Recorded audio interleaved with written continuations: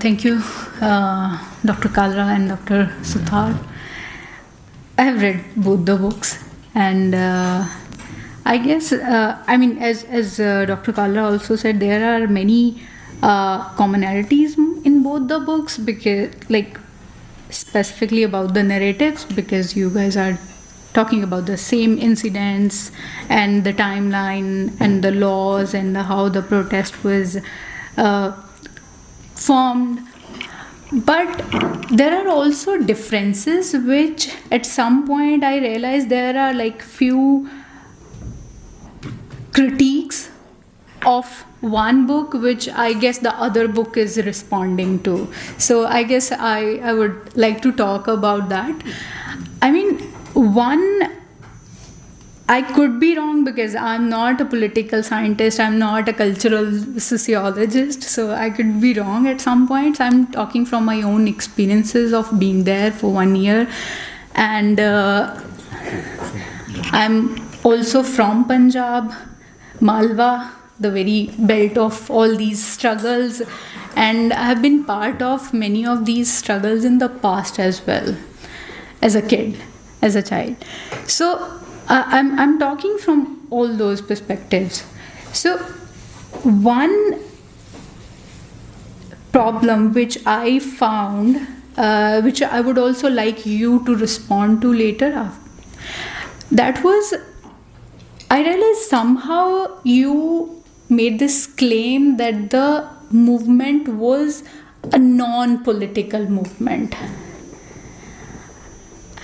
which I guess, I mean, at few points you are also elaborating on this point, like how the farmer leaders, how the union leaders, they decided that they will not share the stage with any of the political party leaders like Aam Aadmi Party or Akalis or Congress.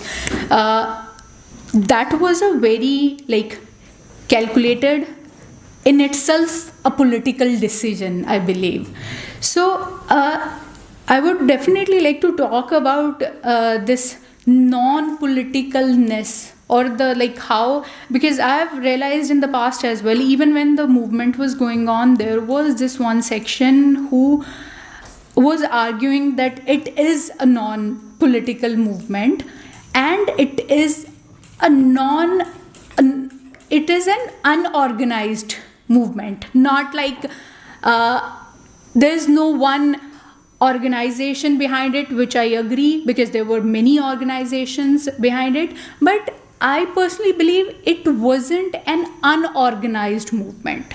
Definitely there were people who weren't part of any organized politics in the past, or say organized unions in the past. They participated in the movement because it became a mass movement later. But the initial structures, both of you divide the movement in different phases. First it was going on in Punjab, and then the 27th November came when they gave the call of general strike, and then they reached Delhi. So in the first part, when the protests were happening in Punjab, I believe it was a very organized movement which started from there.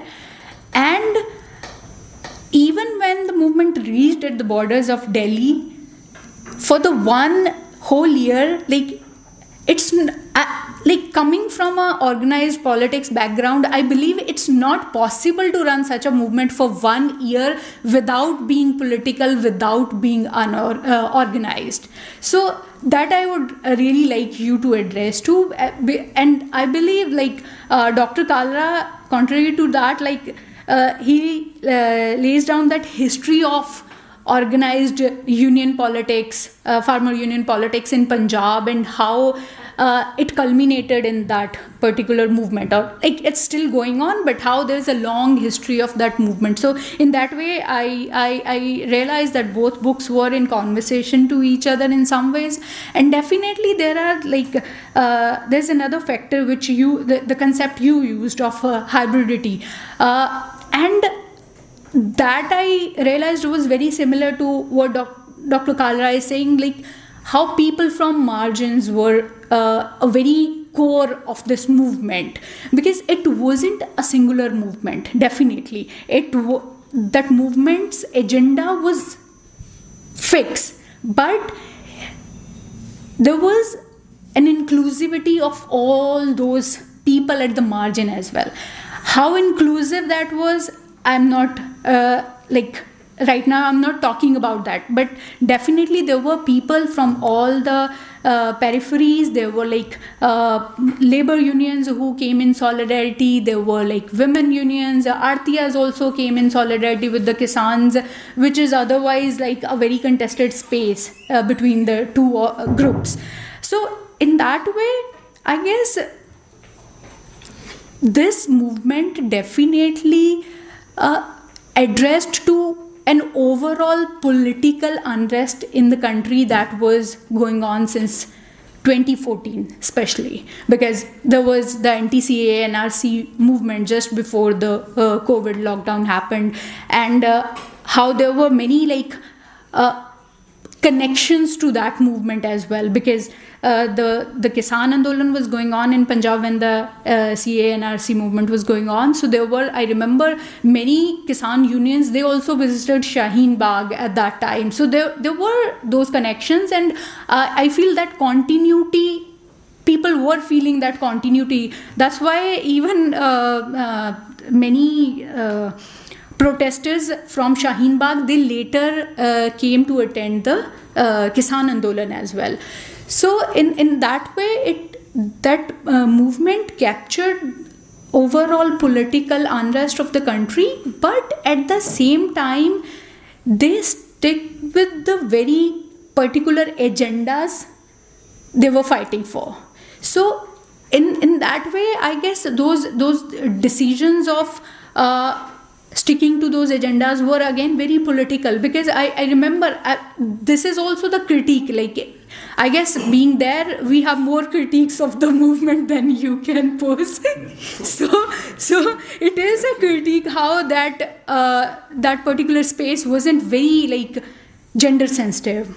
Okay, it wasn't inclusive in the sense caste operates in Punjab or say Haryana or in this farming belt. So definitely those issues were there, but the thing is that space, it became a space which was ready to listen to their critique as well. So that was the good thing, and I really liked how you concluded your book with Naudeep's statement that you cannot expect a revolution from one movement. I mean, those are the farmers which are there with their own agendas.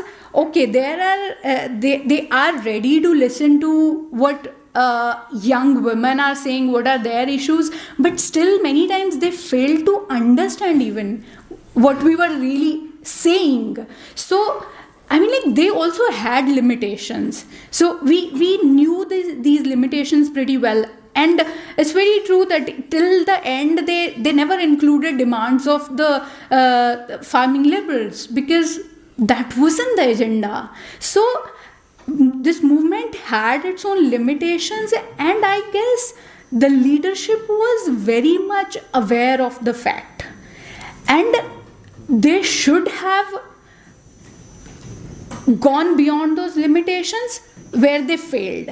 But I found this logic little problematic when we say it was a non-political space, basically run by the pressure of the protesters, right?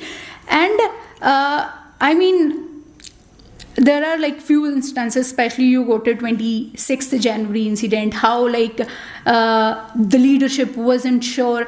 I mean, also there were issues of managing so many people. Being a leader, you also have those pressures of managing such a big movement. You have that responsibility. So I'm forgetting the exact word, but I guess you use this word morality shaming, right?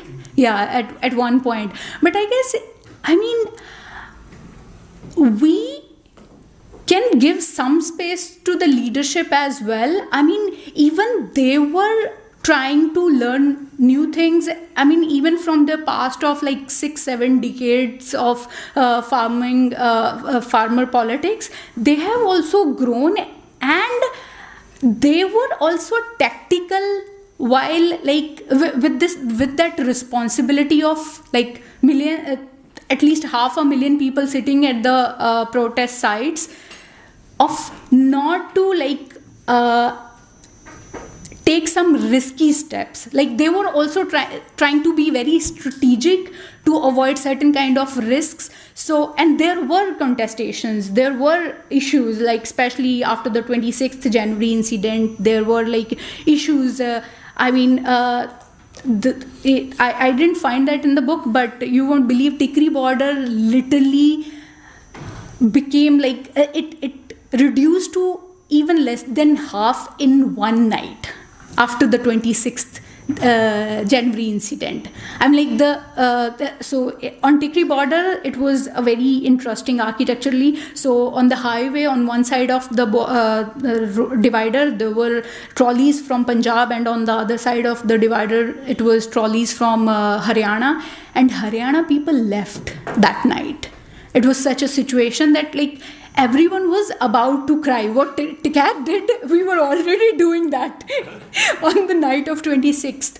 But I mean that again, okay, TICAC's incidents became one important point, which saw a revival of the movement, but also this approach of doing Mahapanchayat, conducting meetings with all the khaps, and how people like again tried so hard to bring people back, so those were the tactical initiatives or the decision which leadership or anyone in that capacity. When I'm talking about leadership, I'm not just talking about the leaders of 32 unions, but even the leaders on the unit level, which were like taking care of their group of a particular village group. So even they were very like tactical in managing those spaces at that time. So in that way, even the people who participated in such large protests, they were also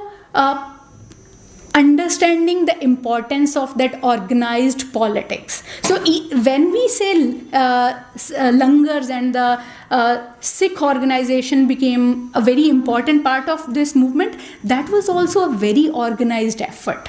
So I guess one very important point which I guess we should all learn from this movement was the power of the organized politics. That's where I differ from you completely. So yeah, I guess for me that was the main point. And definitely as Dr. Kalra concluded, I mean, we can't expect a revolution from one single movement. There were places of hope, which he named utopian places. There were places of hope. There, like, people from margins, they got space, they got heard at times, and at times not. But we know how things work. We know organized politics is the way ahead. Even those groups know. I mean, even those people at the margin, they were like very sure that this is not our space, this is not our protest, we are here in solidarity. Okay, we have like women farmers, for them it was very much their own movement, but like for Artiyas or for farming laborers, they were very sure there are not their demands weren't included. So in that way, people participated with this clarity, because they also knew if this will win, what the book says, hope for everyone. If this movement will win, there are possibilities for us as well, that we can lead similar struggles and win in future. So that's where I would like to stop.